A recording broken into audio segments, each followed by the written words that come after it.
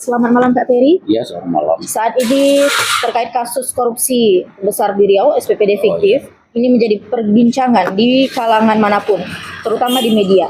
Ya. Apalagi baru-baru ini ada terjadi demo besar-besaran di kantor BPKP yang mendesak untuk mengeluarkan hasil audit untuk perhitungan keuangan negara agar bisa menetapkan tersangka.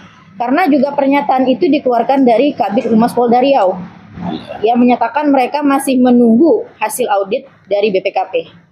Nah, kita juga melihat di sini Bapak Kapolda yang baru juga belum ada mengambil tindakan tegas atas kasus SPPD fiktif ini. Bagaimana menurut Bapak Ferry terkait hal yang terjadi pada saat ini? Intinya dari awal seperti pernah kita ulas dulu, ini adalah satu penegakan hukum yang aneh, unik, dan sekaligus bin ajaib gitu ya. Karena acuan di dalam proses hukum dan penegakan hukum pidana korupsi juga gitu ya, kita hanya punya acuannya itu satu, yaitu Kitab Undang-Undang Acara Hukum Pidana ya atau disingkat dengan KUHP ya. Dalam KUHP ya, Saudara Fitri harus paham dan masyarakat juga harus tahu bahwa di mana penyidik setelah beroleh alat bukti minimal 2 alat bukti yang sah, maka dalam kesempatan yang sama penyidik telah berkenan dan boleh menetapkan tersangka. Itu adalah daripada amanat undang-undang.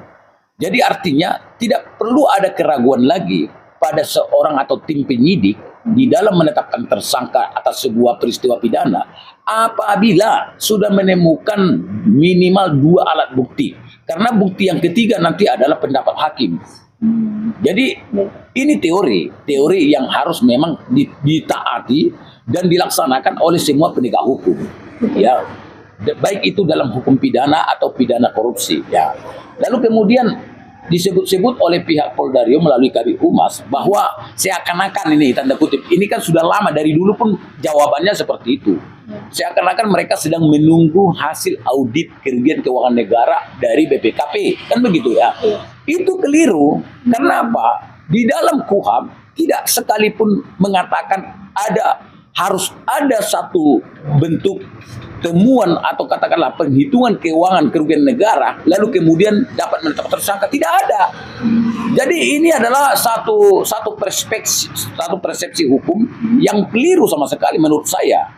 Ya, lalu kemudian di dalam pasal 2 dan pasal 3 Undang-Undang Tipikor ya, di situ unsur korupsi yang sudah bisa disebut sebagai tindak pidana korupsi adalah ketika ada sifat melawan hukumnya.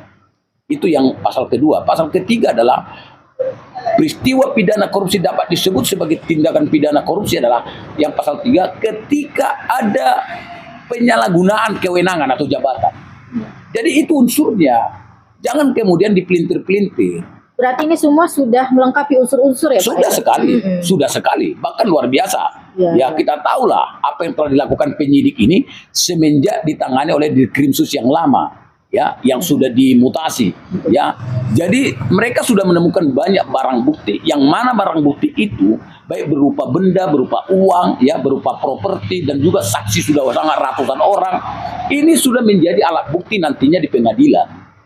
Jadi tidak ada sebenarnya lagi secara kasat mata, bukan kasat mata, secara perspektif hukum dan secara teori hukum, tidak ada lagi yang kita sebut kekurangan untuk dalam rangka menetapkan tersangka di dalam persoalan kasus besar ya korupsi SPPD fiktif yang terjadi di sekretariat atau di gedung DPRD Riau tahun 2020 tahun 2021. Tidak ada lagi kekurangannya. Jadi ini memang sangat mengherankan kita semua. Kenapa Kapolda Riau Pak Iqbal dulu juga tidak berani menetapkan tersangka? Kekuatan apa di dalam diri calon-calon tersangka ini?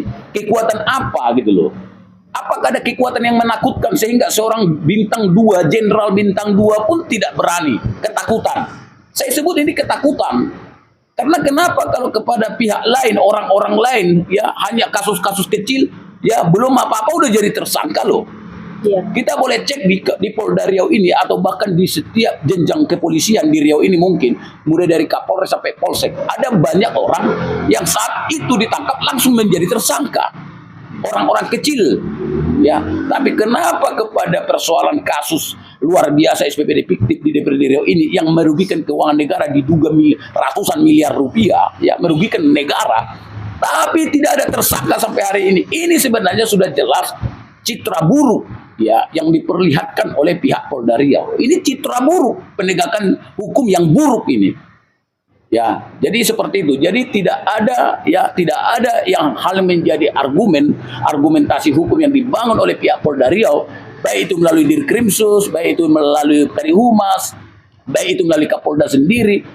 Masalah menunggu hasil perhitungan keuangan negara dari BPKP itu tidak ada, itu keliru. Sekarang pertanyaannya dibalik. Oke, anggaplah sekarang kerugian keuangan negara belum dihitung atau masih sedang dihitung oleh BPKP. Pertanyaannya, sesuai dengan acuan dari KUHP, apakah sampai detik ini pihak penyidik itu belum menemukan 2 alat bukti? Pernah nggak ditanya dan pernah nggak itu bisa diberikan jawabannya? Kalau jawabannya mereka sudah mengantongi, sudah memiliki 2 alat bukti, berarti sesuai dengan KUHP.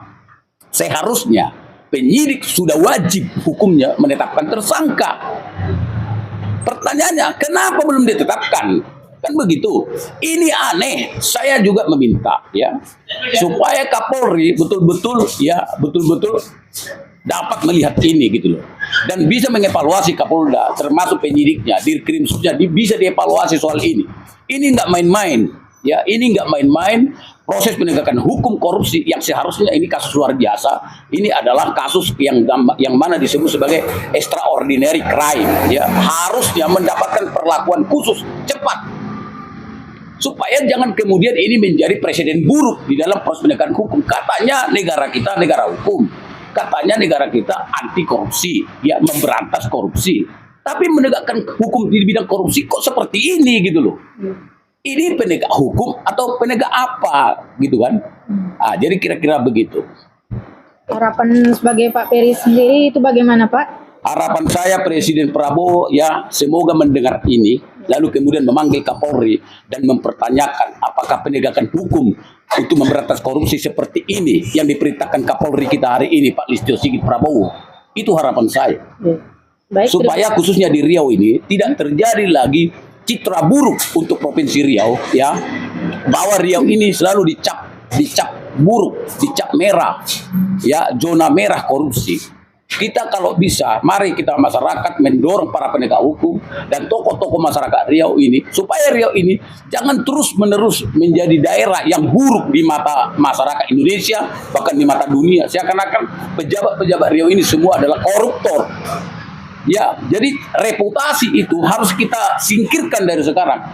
Kalau nggak sekarang kita mulai membersihkan citra buruk itu, lalu kapan? Apakah para pejabat hari ini mau mewariskan citra buruk itu kepada generasi para pemimpin-pemimpin daerah ini? Jadi penegak hukum pun di sini harus betul-betul ya didorong oleh tokoh-tokoh masyarakat Riau supaya penegakan hukum terhadap korupsi yang memang hal ini sudah memiskinkan masyarakat Riau dan merampas keuangan Riau ini yang tadinya bisa dinikmati masyarakat untuk membangun jalan, membangun gedung sekolah, untuk kebutuhan publik, rumah sakit, tapi akhirnya semua ludes uang kekayaan Riau ini hanya dirampok oleh oknum-oknum pejabat. Jadi ini kuncinya juga dalam masyarakat yang peduli dengan keadaan ini. Citra buruk koruptor di Riau ini dianggap cap merah, kita harus segera singkirkan dari Riau ini. Kita dorong penegak hukum, Kapolda, Kejaksaan Tinggi harus kita dorong. Kalau tidak bisa mundur, nah gitu aja. Kalau Kapolda tidak berani memberantas korupsi di Riau ini, ya mundur saja. Ya, Kak Jati Riau juga kalau nggak berani, nggak punya mental menegakkan hukum di sini, mundur gitu loh. Jangan di Riau ini gitu loh. Nah, itu kira-kira. Baik Pak Peri, terima kasih atas informasinya dan tanggapannya. Selamat malam. Selamat malam.